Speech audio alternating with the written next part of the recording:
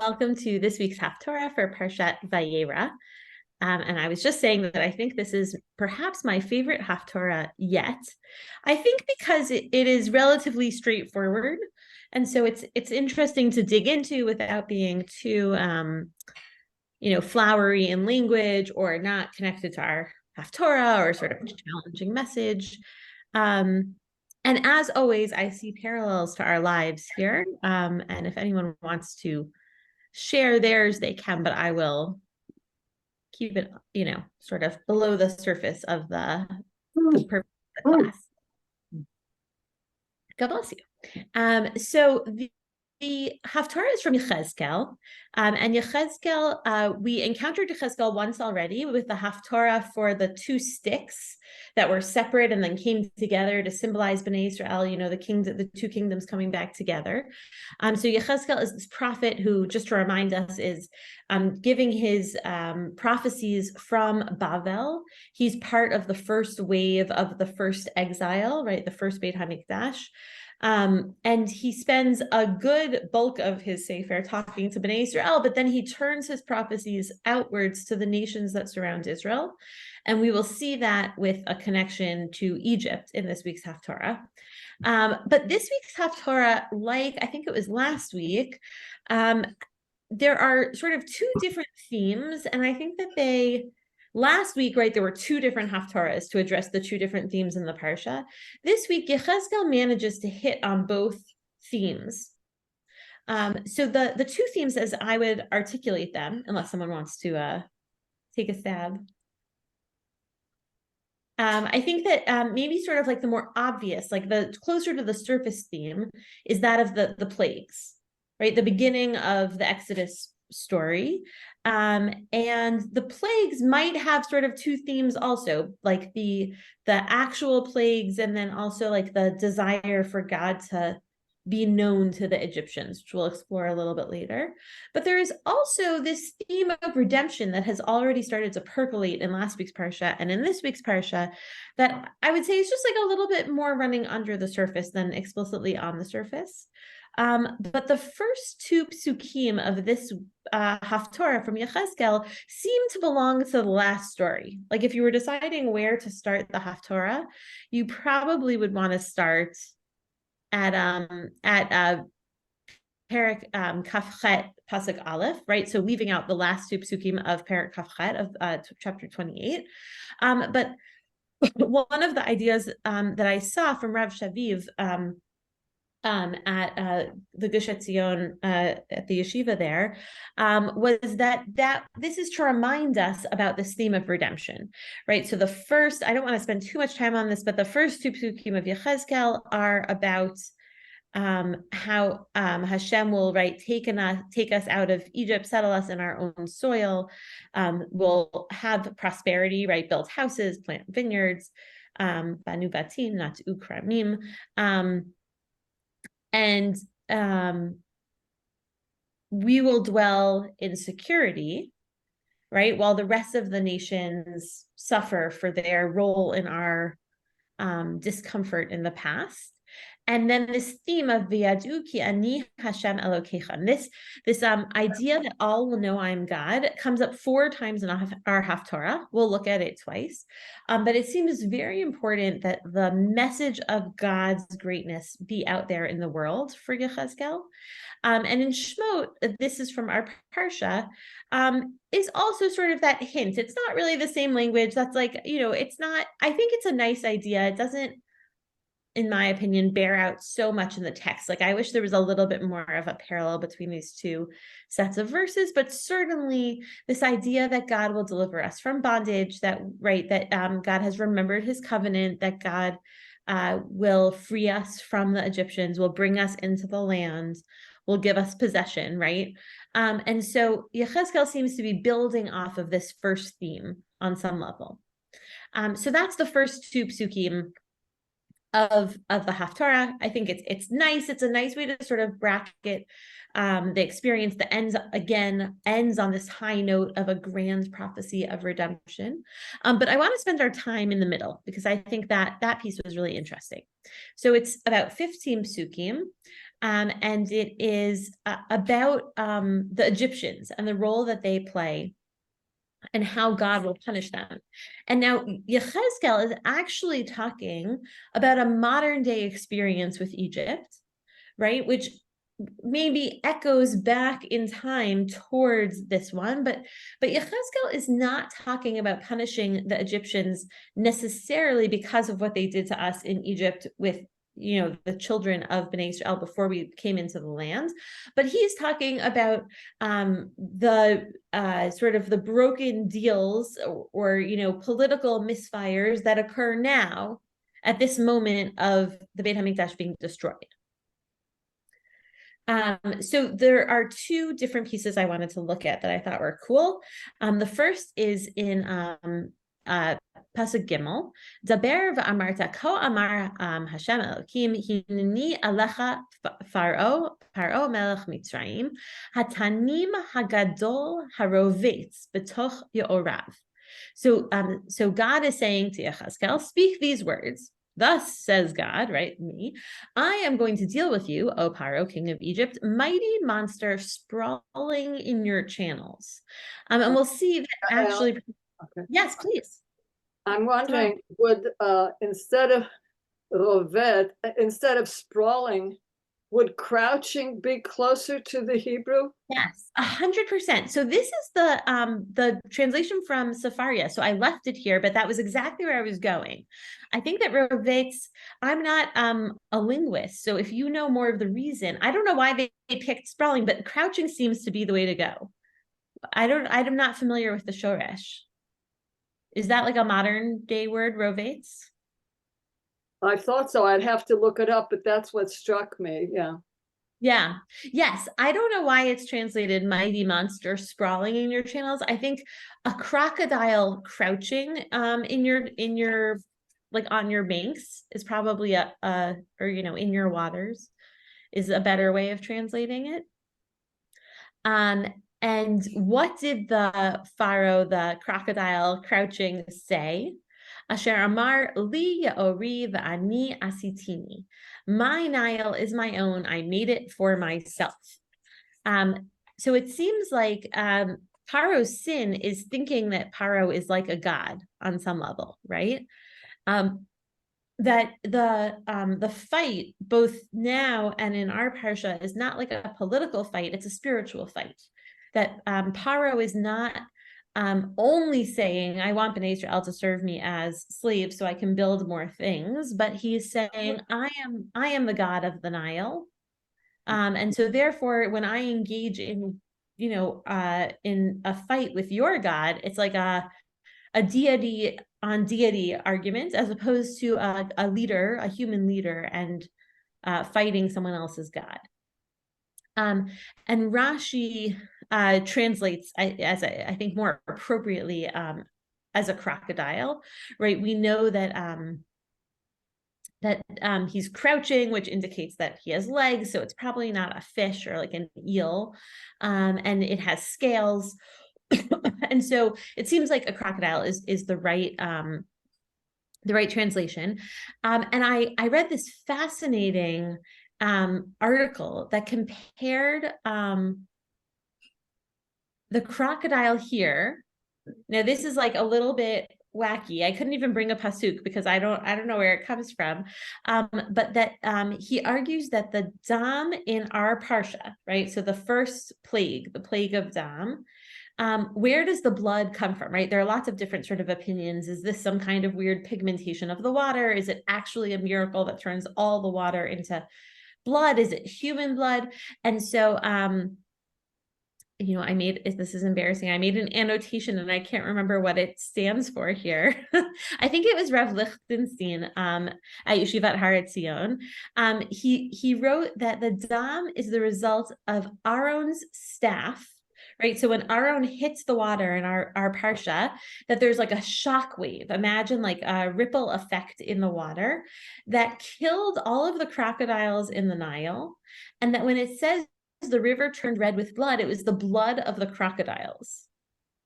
Again, I've never heard that before. It's a wild midrash to bring with you into your Torah reading.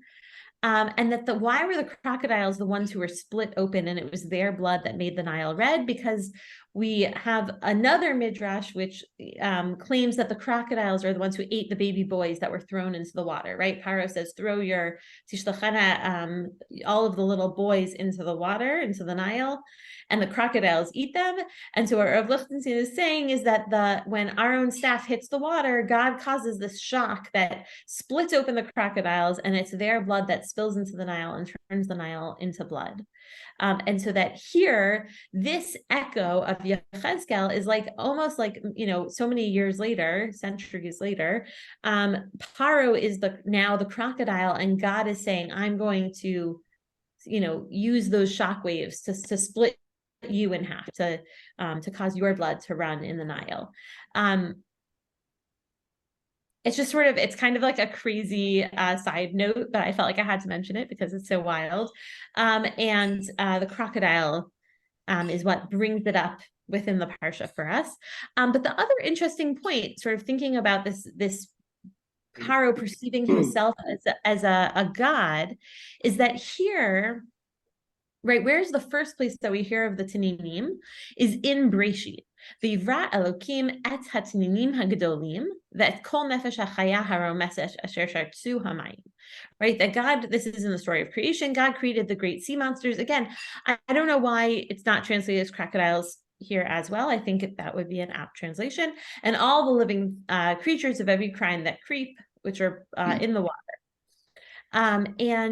Rav Lichtenstein noted that the word Vayivra is only in two places in the creation story. One is for Adam and one is for the Tninim. And so perhaps there is sort of this intentional point being pushed here between connecting Yechezkel and Breshit together to say that Paro thought that he was a god and he created, right? He was the master of the Nile. And so he's compared to the Tanin, the one other animal besides a human that is explicitly created by God in Breshit, to say like, Paro, you think that you created things? No, you were created by God. And that is right. That is like the level on which Yechezkel is talking, is that it's, again, not like some kind of political struggle, but it's this really like deep theological struggle that Paro thinks he's God, and God is saying, you're actually not. You're just like the Tanin, you're just like the human. And that's, you'll get what's coming to you in that way. So I'm always interested in animals, animal imagery in our texts. And I think the crocodile is such a great image.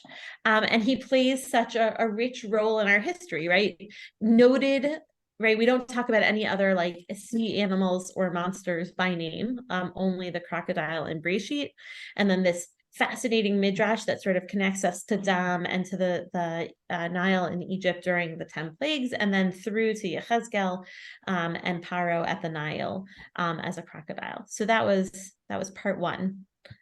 Any questions, thoughts, ideas?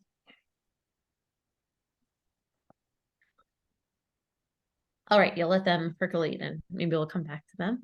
I will say that crocodiles are also interesting to watch. I don't know if anyone has seen them up close. When my oldest, who's 10, was a baby, we took her to Florida to visit my bubby. And we went on Will had never been to Florida before. And so we decided to go on what was that thing called, Will? What? I can't remember, but it was like some kind of boat ride fan boat in the Florida waters.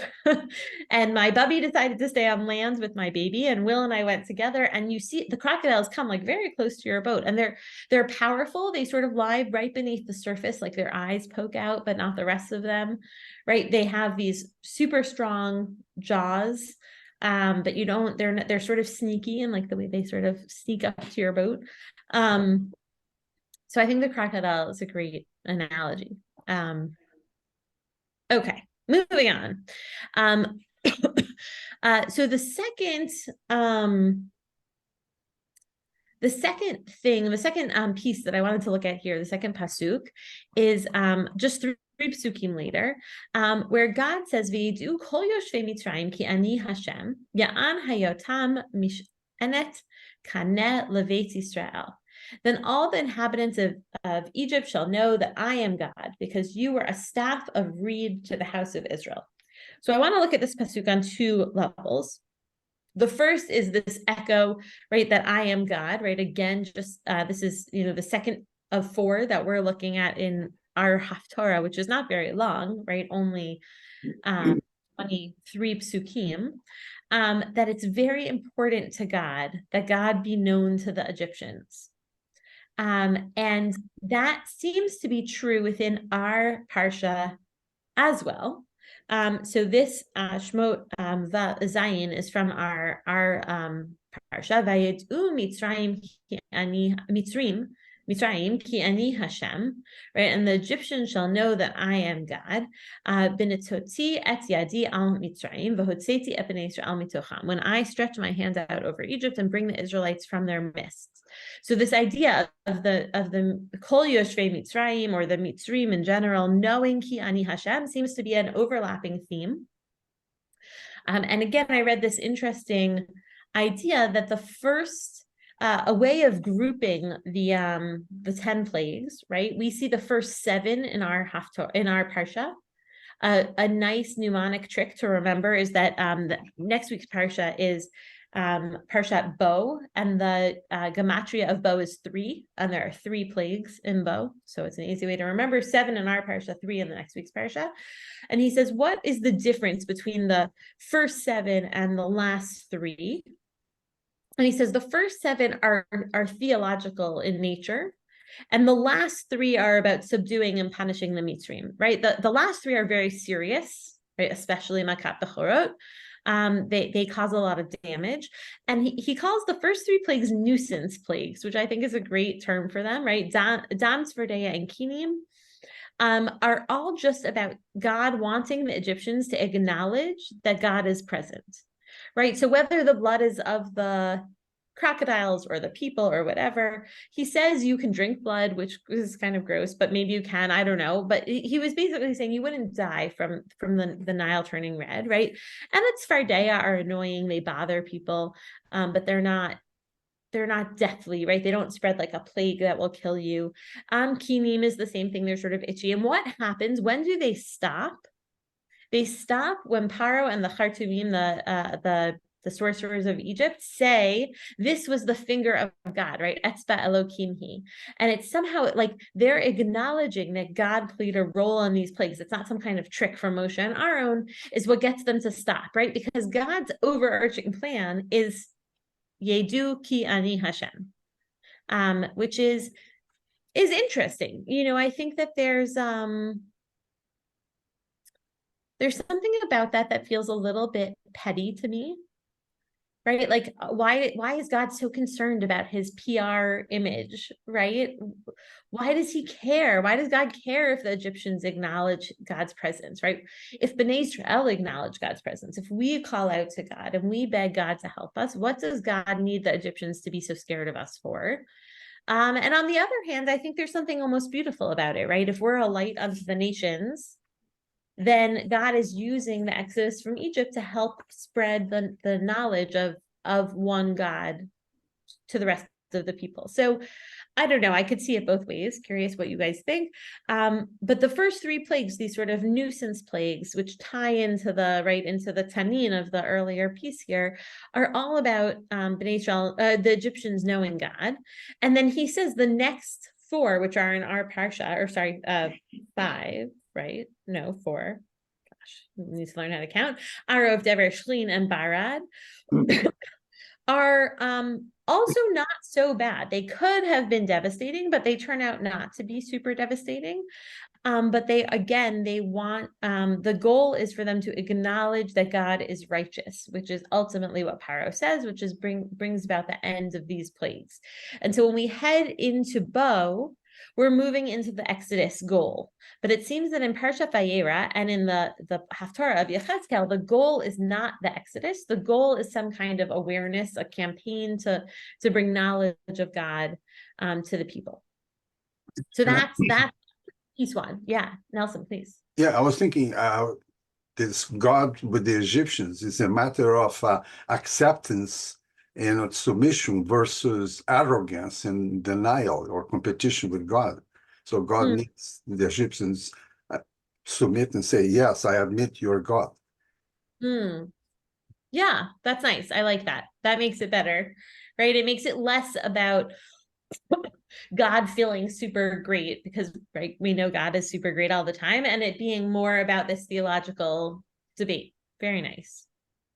Beautiful.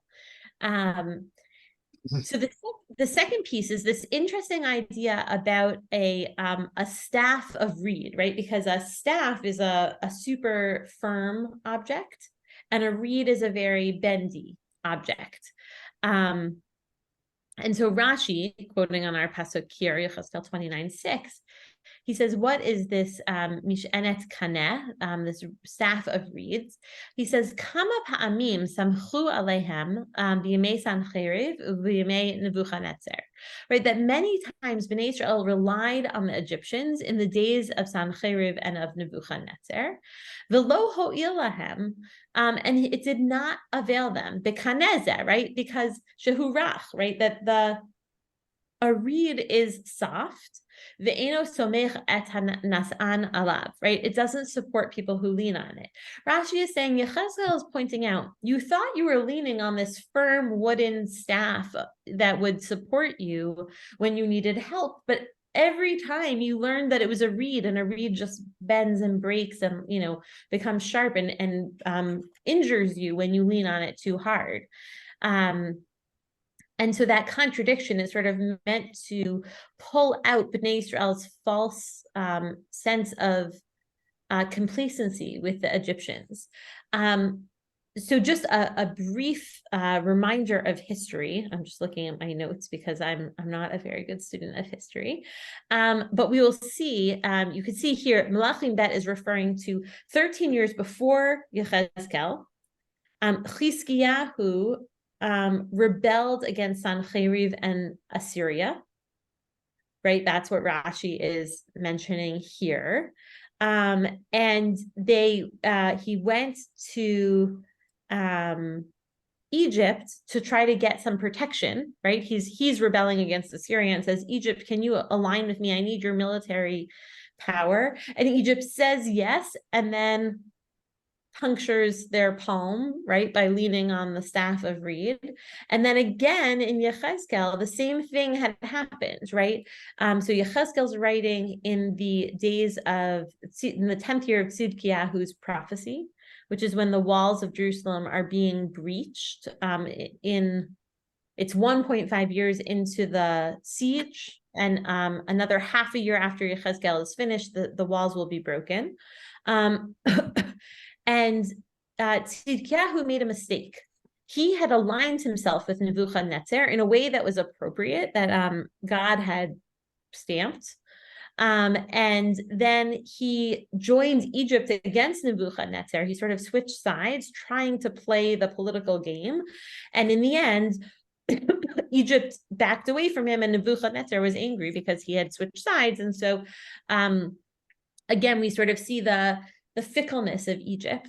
But I think something that was interesting to me is this idea that it was significant that they turned to Egypt when Bnei Israel is in trouble, which is almost like a little bit of a leftover, maybe like a holdover of a slave mentality, right? We talk about how the 40 years in the desert is Bnei Israel growing into ourselves as free people. But yet it seems like there's sort of this cultural or communal gut instinct to turn back to Egypt when we need help. which doesn't seem to fit. You would think that if we had fled Egypt and we had managed to get out sort of by the skin of our teeth and the miracles of God, why would we keep going back to form allegiances with them? And that perhaps there is sort of this leftover mentality of thinking they're dependable because we had this, they gave us everything that we had, right? Even though it wasn't great, but what do we do in the desert? We keep complaining that at least we had food in Egypt, right? At least we knew what we had there.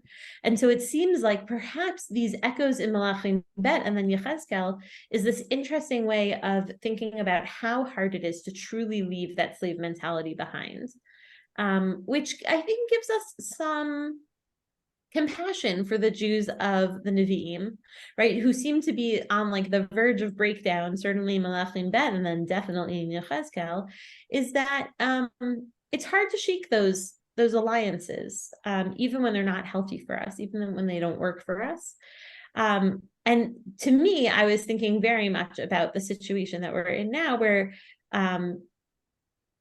it's hard to know who to trust. When you look around the nations that surround Israel, there are not a lot of good choices for allies.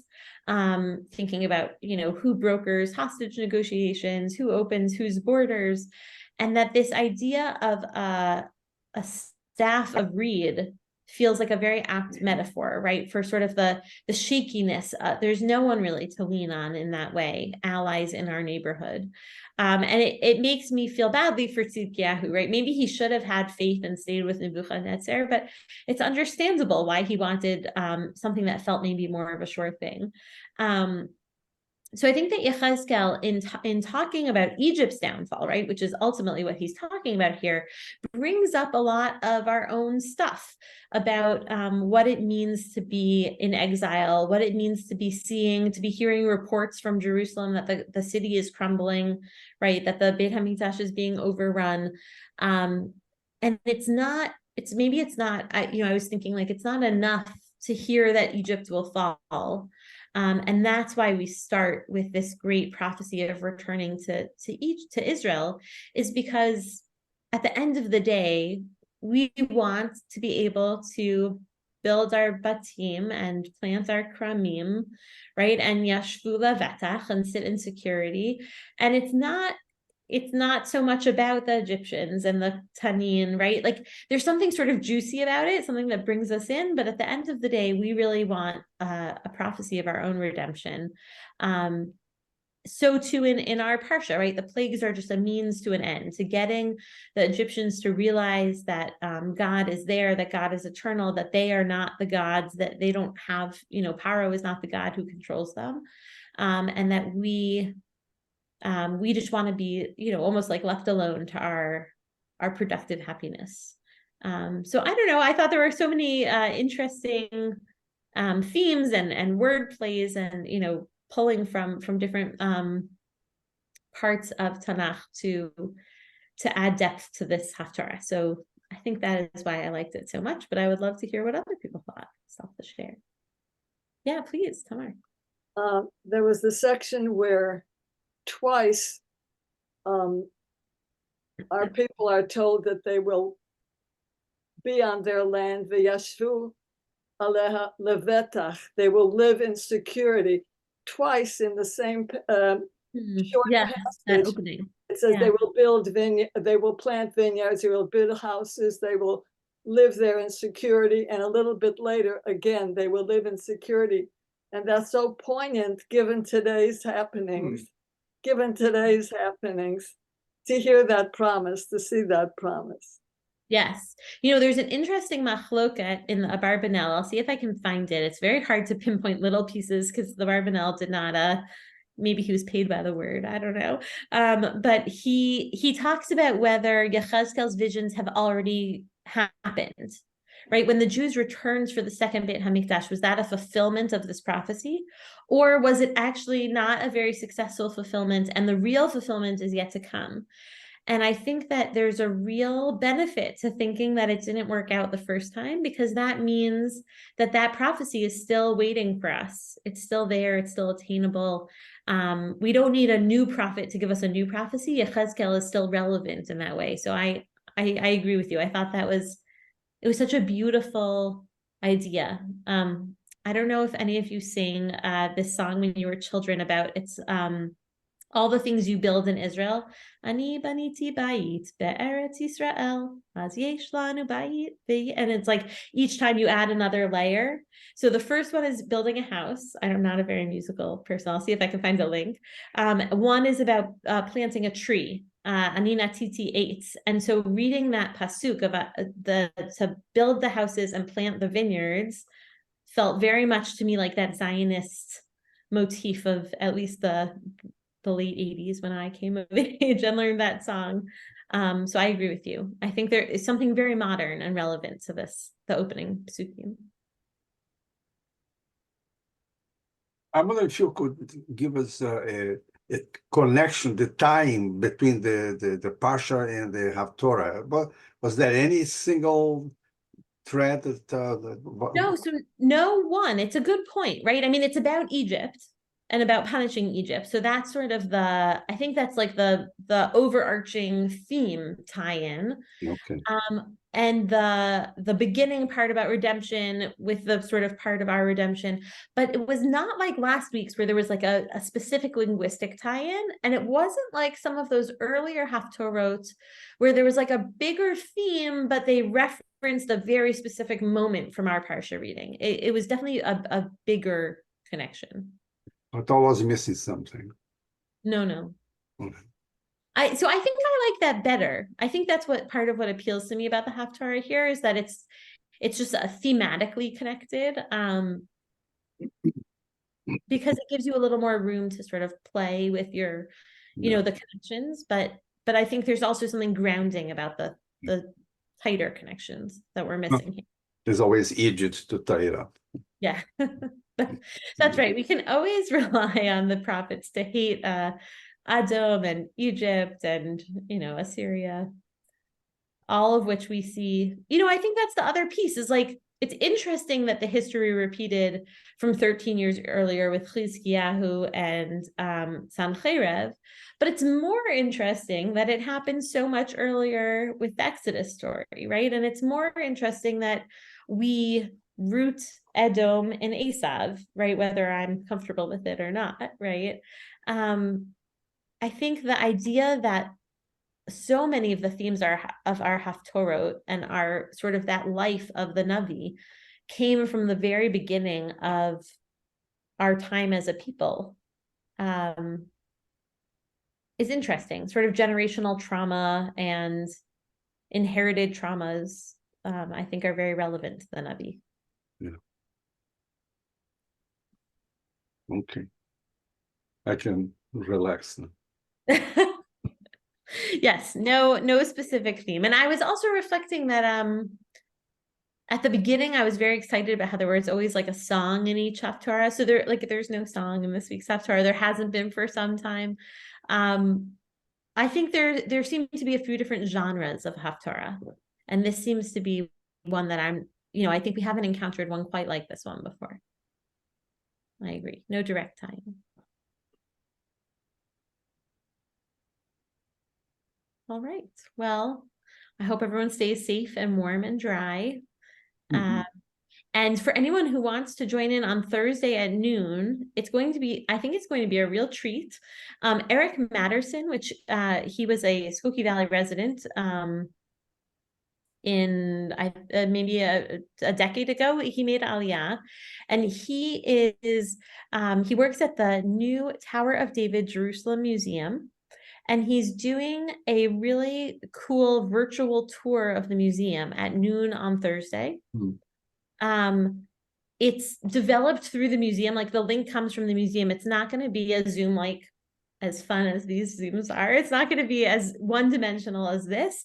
The way that he is billing it, it sounds like you'll feel like you're in the museum, like you're getting to see some of the exhibits. You'll get to see from what it looks like as if you were standing at the top of the museum on the roof. So I highly recommend it, not only to show support to our old friends who live in Israel now, but because I think this one will be really, really cool. Will there be a link? Will there be a link that's sent out? Yes, a link should go out tomorrow morning, and then there'll be a reminder on Thursday morning with the link as well. Yeah, I will be going to a wedding in New Jersey on Thursday. So Oh, that's good. Mazal tov. Simchas are even better than cool tours of virtual museums. you know, hopefully there will be whiskey and pastrami. That's what I'm shooting for in New Jersey. That sounds delicious. Well, mazal tov and enjoy, and maybe I'll see some of you on Thursday, or I'll see you next week.